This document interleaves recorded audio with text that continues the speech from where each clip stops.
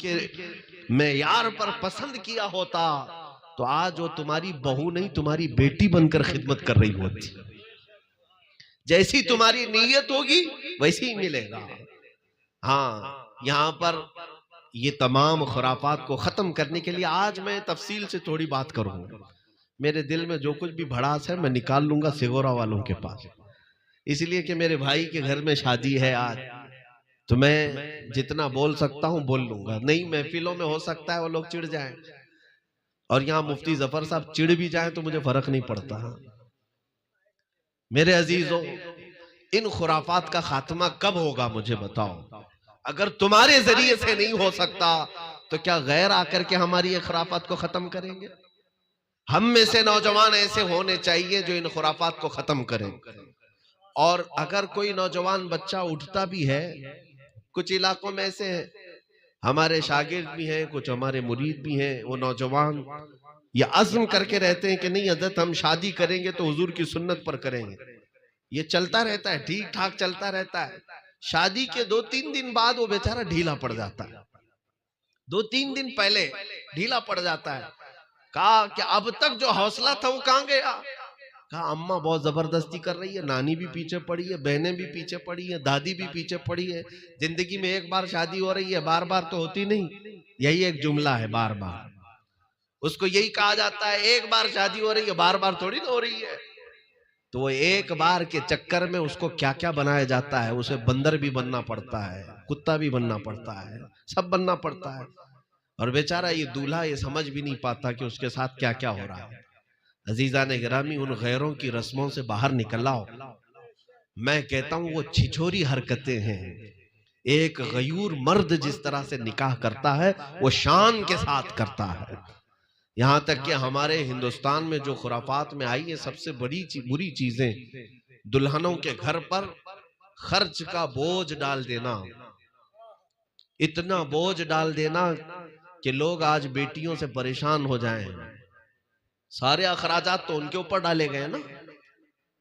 याद रखो, ए दूल्हे आज तू निकाह कर रहा है, जितना मांगना है मांग रहा है, कल तेरे घर में अल्लाह ने 4 बेटियां दे दी तो सामने वाला उससे डबल तुझसे हासिल करेगा।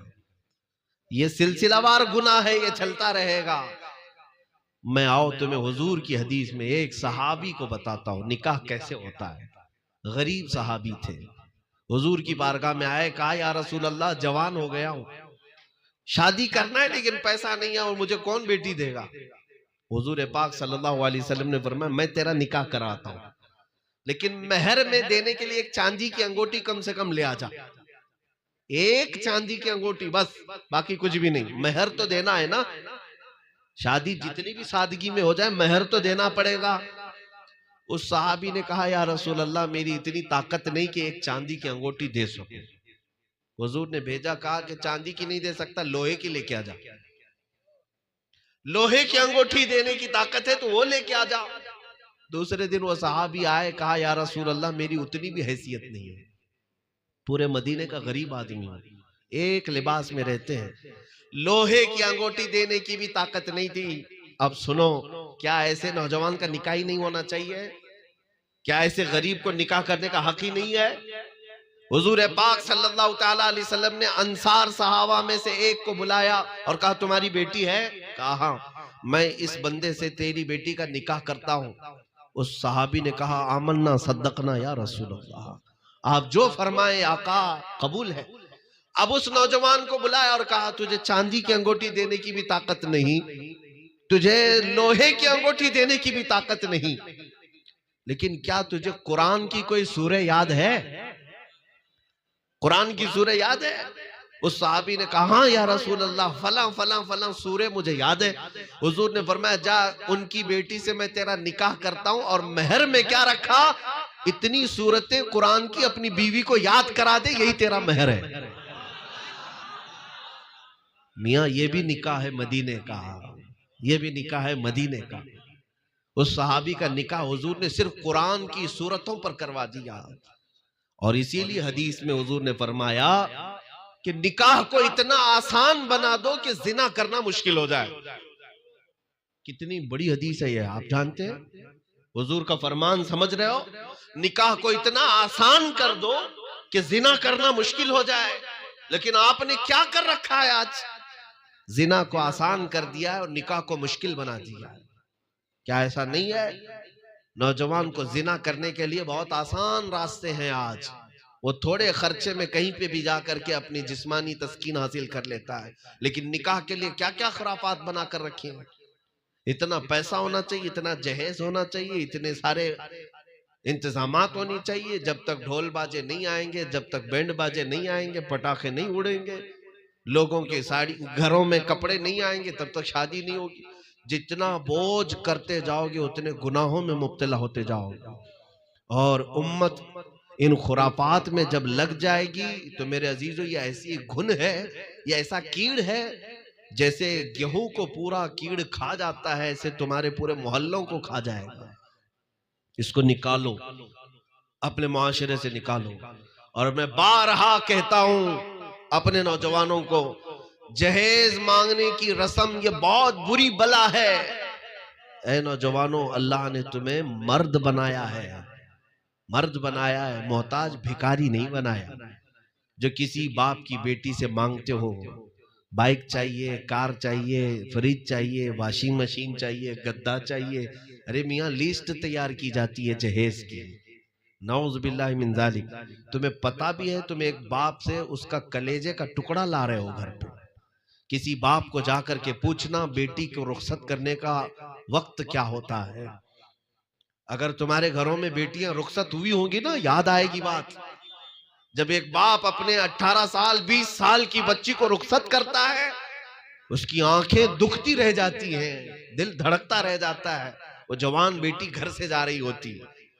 इतना क्या कम है कि उसने अपना कलेजा का टुकड़ा निकाल कर तुम्हें दे दिया, फिर तुम उससे उसका माल पूछते हो, उससे जायदाद पूछते हो कि मुझे जहेज में बाइक चाहिए, कार चाहिए, फला फला चाहिए। मैं तो अक्सर ये कहा करता हूं, मेरे जुमले हो सकता है कड़वे लगे, ऐसे लोगों को चाहिए कि वो एक कटोरी ले ले और घर घर मांगे, या किसी मस्जिद के किनारे बैठ जाए, हर जुम्मा के बाद बहुत जहेज मिल जाएगा।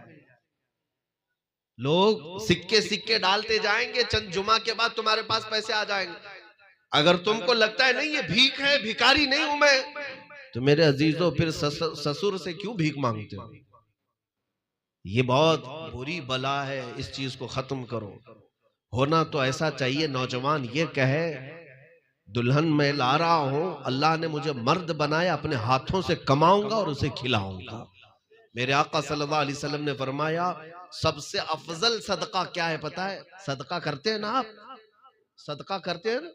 सबसे अफजल सदका मेरे आका ने फरमाया, तुम्हारे हाथों की कमाई का एक लुकमा अपनी बीवी को खिलाना सबसे अफजल सदका है। अपनी बीवी को अगर खिलाया एक लुकमा, वो सबसे अफजल सदका है। और तुम्हें अंदाजा भी नहीं। लेकिन उन लोगों की जिंदगी अजीरन है जो अपने ससुराल के पैसों पर जी रहे हैं। उनको बिजनेस खड़ा करने के लिए भी साल साल पर अपनी बीवी को मैके भेजना पड़ता है। डरा धमका करके बीवी को भेज दिया, जा अपने बाप से इतने पैसे लेकर के आ जा। ये वो नाहंजार लोग हैं जो निठल्ले हैं, कामचोर लोग हैं, और भीख मांगने की उनकी फितरत है। बस इज्जत वाले भिखारी हैं। हाँ, यानी घर घर नहीं मांगते, लेकिन अपने ससुराल से मांगते हैं। तुम्हें अंदाजा भी है अखराजात क्या क्या उन दुल्हन के घर वालों पर आते हैं। जब से रिश्ता तय होता है सारी चीजें तो उसी के घर पे हो रही हैं। मंगनी उसी के घर पर, शादी उसी के घर पर, तुम सारी बारात लेकर के उसी के घर पर गए, जहेज देना दुल्हन के घर वालों पर जिम्मेदारी। अरे दूल्हे को जोड़ा देना भी दुल्हन के घर वालों की जिम्मेदारी है ना। सारी चीजें वो, अरे बेटी पैदा हुई तो क्या गलती हो गई? क्या कसूर है उसका कि सारी चीजें वो अपने दामाद को ही दे रहा है? यही तो वजह थी कि अरब में अपनी बेटियों को जिंदा दफन करते थे लोग, कि कोई दामाद ही ना आए, कोई मांगने वाला ही ना आए। बच्चियों का दफन जो होता था वो एक बुरी रिवाज यही खौफ की वजह से थी।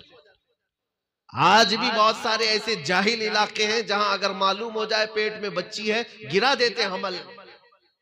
बेटी पैदा करने को वो मायूब समझते हैं। उसकी वजह क्या है? इन भिखारियों की वजह से जो जहेज मांगते हैं, और इन खुराफात की वजह से जो बेटी के बाप पर चढ़ा देते हैं।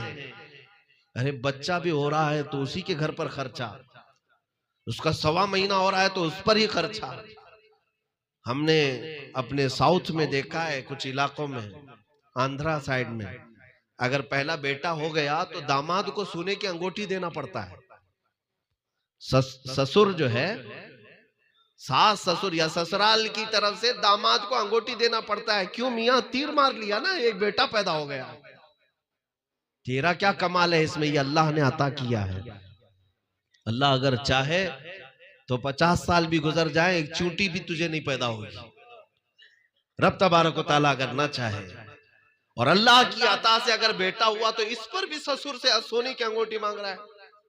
यह अजब तरीके की भीख है। इन रिवायात को खत्म करें। पाकीज़ा निकाह वो है जो रसूलुल्लाह की रजा के मुताबिक हो। आओ मैं तुम्हें एक निकाह वो भी बता दूं। अल्लाह अकबर। सुनोगे आप? सुनेंगे आप? और जाहिर सी बात है दिल थाम करके सुनना। इसमें नौजवान ज्यादा होंगे, सुन करके कानों से उड़ा मत देना, अमल करने की कोशिश भी करना, और अल्लाह की बारगाह में आज़म करना कि मौला तेरी तौफीक हुई तो मैं भी अपनी जिंदगी में इस तरह अमल करूंगा। एक सहाबी आए हुजूर की बारगाह में, रसूल करीम सल्लल्लाहु ताला अलैहि वसल्लम से अर्ज किया कि या रसूल अल्लाह, मैं काला हूं। हजरत अब्दुल्ला अस्वद, उनको अस्वद कहते थे, मदीने में काले थे, बहुत काले थे, कोई बेटी देने वाला नहीं था, गरीब भी थे। हुजूर अकरम सल्लल्लाहु ताला अलैहि वसल्लम ने उनसे कहा कि तेरा निकाह मैं करवाता हूं। एक अंसार सहाबी थे, अम्र बिन वहब सकफी, उनकी बेटी मदीने की सबसे खूबसूरत लड़की थी, सबसे खूबसूरत लड़की, और हुजूर ने अपने इस सहाबी को उस घर भेज दिया, जा अम्र बिन वहब के घर जा, कि उनकी बेटी तेरे निकाह में देने के लिए मैंने कहा है, ये बात कह दे। ये हजरत अब्दुल्ला गए, किसके घर? अम्र बिन वहब के घर गए। शोहर बीवी बाहर बैठे हुए थे, बात कर रहे थे, वो भी सहाबी हैं, और ये अब्दुल्ला अस्वद आए, कहा कि मुझे अल्लाह के रसूल ने भेजा है। वो खड़े हो गए, कहा कि क्या बात है? कहा हुजूर ने फरमाया आपके घर में जवान बेटी है, आप अपनी बेटी का निकाह मेरे साथ कर दें। अब वो सहाबी ऊपर से नीचे देखने लग गए, निहायत काला नौजवान है, मेरी बेटी मदीने की सबसे हसीन। उस सहाबी ने ऊपर से नीचे देखा, पूछा क्या करते हो, बातें की, उसके बाद फिर ये कहा कि आप वापस जाएं, मैं अपनी बेटी से पूछ लेता हूं और फिर हुजूर की बारगाह में आकर मैं खुद ही जवाब दे दूंगा। हजरत अब्दुल्ला कहते हैं, मैं वापस पलटा, मेरे लिए ताज्जुब की बात नहीं, रोज रिजेक्ट होता था, कहीं पर भी जाओ तो लोग रिजेक्ट कर देते थे, मेरे लिए ताज्जुब की बात नहीं। मैं वापस जा रहा था मस्जिद नबवी, वो चले आए, लेकिन मैं आपको बताऊं, उस घर में जो नौजवान बेटी थी वो घर के अंदर से ही सुन रही थी। वो बाहर आई, पूछा अब्बा जान कौन आया था? वालिद ने कहा बेटी अब्दुल्लाह नाम का एक नौजवान आया तो निहायत काला है। कहा क्या कहने आया था? कहा तेरा रिश्ता मांगने आया था। किसने भेजा? कहा हुजूर ने। आपने क्या जवाब दिया? कहा मैंने सोचा कि तुझसे पहले रजा मालूम कर लूं, तेरा जोड़ होता है या नहीं, मेल खाता है या नहीं, दोनों की मैच होती है, मैचिंग होती है कि नहीं।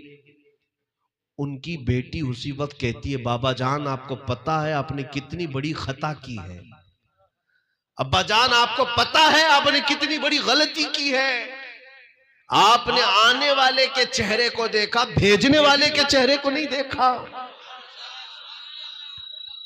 कौन भेजा था उस नौजवान को, आपने ये नहीं देखा।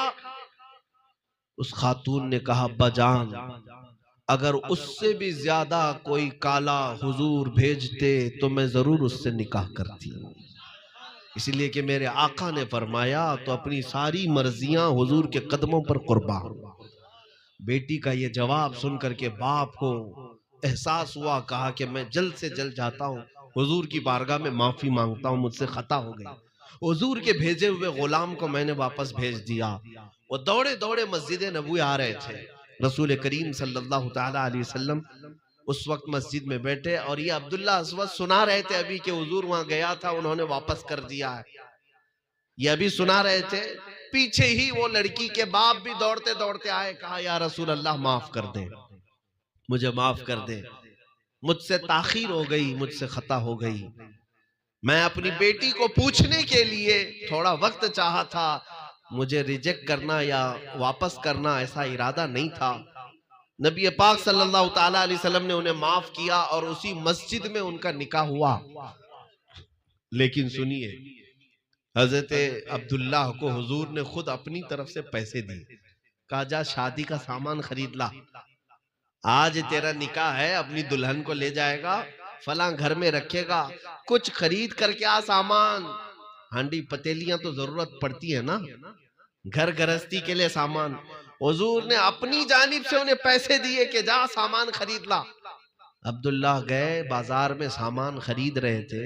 ये वो वक्त था जब अचानक मुशरिकीन मक्का मदीने पर हमला कर रहे थे।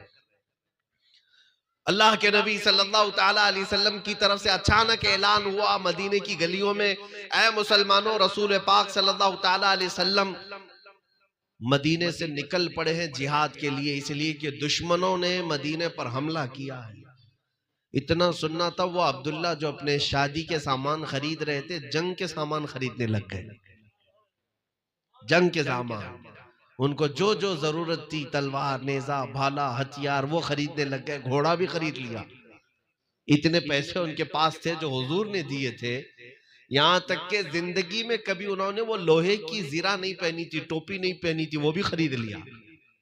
पूरे पैसे खर्चा कर दिए, 1 रुपया भी बचाया नहीं। शादी का सामान खरीदने गए थे, लेकिन हुजूर का ऐलान क्या हुआ, सब कुछ जंग का सामान खरीद लिया। फिर वक्त आया कि सारी चीजें लिबास मलबूस में होकर वो मैदान जंग में आ गए और लड़ते रहे, इतना लड़ते रहे।